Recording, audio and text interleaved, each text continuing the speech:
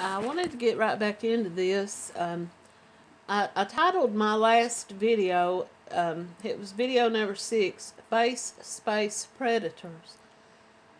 My dad was born in the 40s, and by the time internet came around and MySpace, he was probably well into his 60s, when MySpace and Facebook was starting to come around. He didn't really use the internet. My son, when he went to college, he had moved about an hour away from home, hour and a half. And anytime I would go to my dad's, he would ask me about him and ask if I had spoken to him. And he would always say, have you talked to, I won't say his name, but he would say, have you talked to your son on the face space? And he would always like combine Facebook and MySpace. He'd say, did you see him on FaceSpace? That's the reason why I titled that, and I just wanted to touch on that. I thought it was a little humorous, adding a little humor to these videos. I want to get right back into the next subject. I said my next subject was going to be coping. I can't explain the mind of a narcissist. I after starting to watch the videos and reading up on it and stuff, I kind of saw some of the behaviors in myself and wondered, if I had exhibited those behaviors throughout my life. I know there's been times when I have transferred blame onto other people. Coping, I have human emotion. I feel pain. I feel sadness when somebody is going through a rough time. I have empathy. That's something that narcissists don't have, is empathy or sympathy. Empathy meaning that they can understand and relate to somebody else's pain. Sympathy meaning that they feel sadness for somebody else. Like like a friend of mine's mother just passed away, they wouldn't have any sympathy for that person. If you're in a relationship or you're a friend of a narcissist and you become sick, they make it about them. They may even take off from their job. They may tell their employer, well, my spouse or my sister, brother, friend is sick and I need to be there for them. I need to help them. But it's not because they want to actually help you or be there to give you comfort. They want to make it about them. They want people that they work with to say, well, how's your relative doing? And that way it gives them attention. And a narcissist is all about their own attention. That's the reason why they don't have any sympathy or anything for other people. They can't cope the way regular people cope. We all get upset at times, and we all lash out, and we all scream, and throw something at our anger, and then we calm down and we find a rational way to deal with it. But narcissists don't. They don't know a rational. They have what they call flying monkeys, or their friends, their lovers, people that they keep, or at a kind of in a, like on the movie The Wizard of Oz, she had the flying monkeys, and they went out and they searched for the Scarecrow and Dorothy. Well, a narcissist keeps these flying monkeys around. If they want to check somebody's social media, they can't look at it because they've got them blocked. They'll have their flying monkey go look at it and tell them what's on there, or maybe they'll have them to befriend that person and make a phone call. That's one of the coping mechanisms. When they're blocked and you no longer have any contact with them, they have to have somebody else to do their dirty work, and they'll find those people. They befriend those people just the same way they befriended you, and those people have just not gotten around to figuring out that they're being victimized. But they don't cope in the same way that other people. One way that they cope is if they're if they're in a relationship and they're having problems, and they always are, because it's all about them. And if the other person's having trouble at work, or are sick or anything and they need them, well, I don't have time to give you any kind of sympathy because it's all about me. So they search out somebody else. They say, well, this person's not giving me what I need right now. They're sick. They're dealing with their own problems. I'm going to find me somebody who's going to give me what I'm looking for and give me sympathy. And that's one coping way. A lot of them, I've read this and I've seen this in the videos. This wasn't my case with the person I knew. But a lot of them use sex. They become addicted to pornography. They become addicted to having sex with multiple people. They, he did touch on a couple of times. He touched on the subject of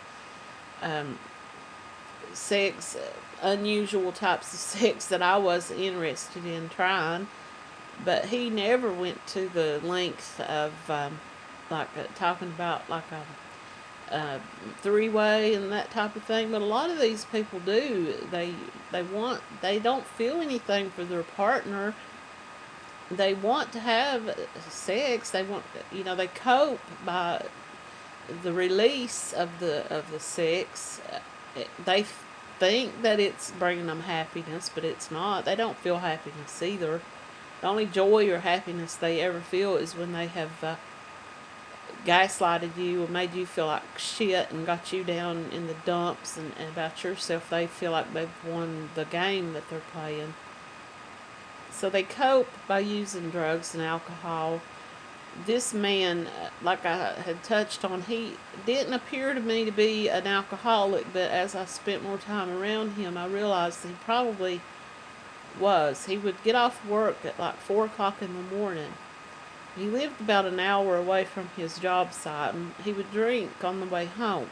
Now, it's 4 o'clock in the morning. He's worked a 12-hour shift. He has to be sleepy, tired. He's driving home an hour, drinking beer all the way home. He would drink 4 or 5 beers until he got to his house and then go to bed. And I don't know if that was just, because he wanted to go home and crash and pass out, or if it was just his way of coping with the shift he had at work. I never saw him use drugs, and he always talked like that he was anti-drug. So I can't say that was a coping strategy for him. Lying is a coping strategy. They will lie about everything and anything, and they just, they don't even think of it as a lie. They think of it as just another story that they're telling. I guess they know that it's a lie. How could they not? They're the ones sitting there telling and making it up. But anyway, coping. I can't really broach the subject other than just what I've been personally have seen. They like I have talked about before, they don't want to discuss anything. Don't ask them to discuss anything with you because they can't. They will get angry and they will turn it outward and they will bust a hole in the wall, or they will throw something, or they'll scream until you just leave the area because you don't want to be around them. You don't want to deal with it. That's how they cope. If you're in a relationship, even a co-worker, family, whatever the situation is, and the person can't communicate, if they become childish and give you a cold shoulder, huff up, give you the silent treatment, make you feel even worse, because some people, feel that they would rather argue than be given the cold shoulder. At least they know they're being acknowledged. A narcissist will do this until you drop it, until you get so tired of being ignored that you finally just apologize to them, and then they got what they wanted because they're all about, it's all about me. I can't feel the way you feel, so I'm going to make you feel even worse. I'm going to make you feel like that you are, just crazy, and to even bring this up.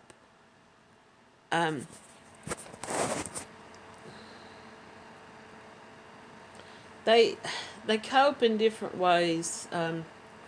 Spending money, hoarding, If you've ever watched that show Hoarders, a lot of those people have personality disorders. They're very, that you know, it even like on the show My 600 Pound Life, those people, a lot of them are narcissists. They eat and eat and eat, even though they know they're killing themselves, and they always use some excuse of like their childhood trauma to justify their behavior.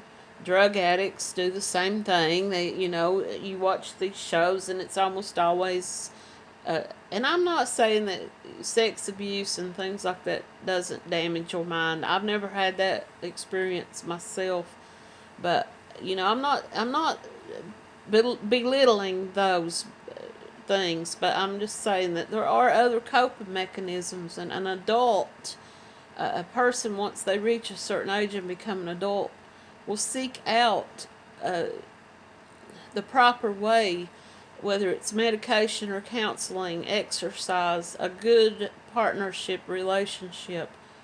They will seek out positive coping mechanisms, but the narcissist, their mind don't mature enough to do that. And these people, some of these people are very educated and very high up in positions of power in their jobs, but they're still very anti. I don't know. I'm not a doctor. I can't come up with these terms, but they just don't have the coping mechanisms, so they find some other way to cope. Whether it's lashing out at people, belittling people, putting people beneath them, that makes them feel pretty good about themselves. Using drugs and alcohol, using sex. You know, they may target somebody in a way of violence, and they may, you know, go around, you know, using violence against people.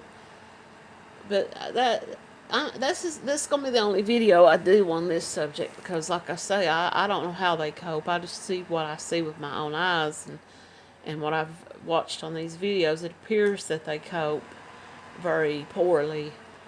So if you're, you know, if you have somebody in your life that copes in that manner, that turns everything around, and it has to be all about them and their problems, and don't expect any kind of sympathy or empathy from these people at all. It doesn't matter if your dog runs out in the road and gets hit by a car. They're going to stand there while you cry your heart out, and they're just going to pat you on the shoulder because that's something that maybe they saw on TV, but they don't feel anything. You know, it's like they just want to go on to the next thing they had planned on their agenda for that day.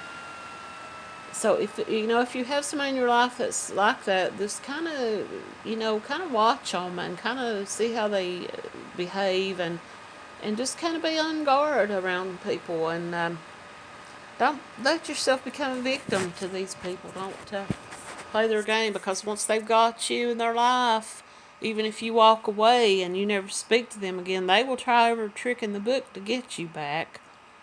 I'm going to talk on that subject some too.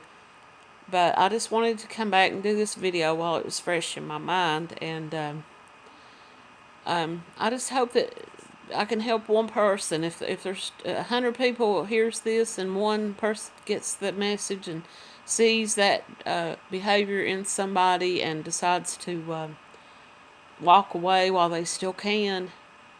And walking away is not easy. And I'm not suggesting that if your partner gives you the cold shoulder that they're a narcissist and you should leave them. I'm just saying that, you know, if you see it over and over and over again, and they don't have any remorse in the things they do and the way they behave, if you see drugs and alcohol as a way to, or if they eat 3 pizzas and they say they done it because they were stressed out or sad, that's a kind of a narcissistic behavior. And it's just something to kind of be on guard about. And I'm going to go this video. Thanks for watching.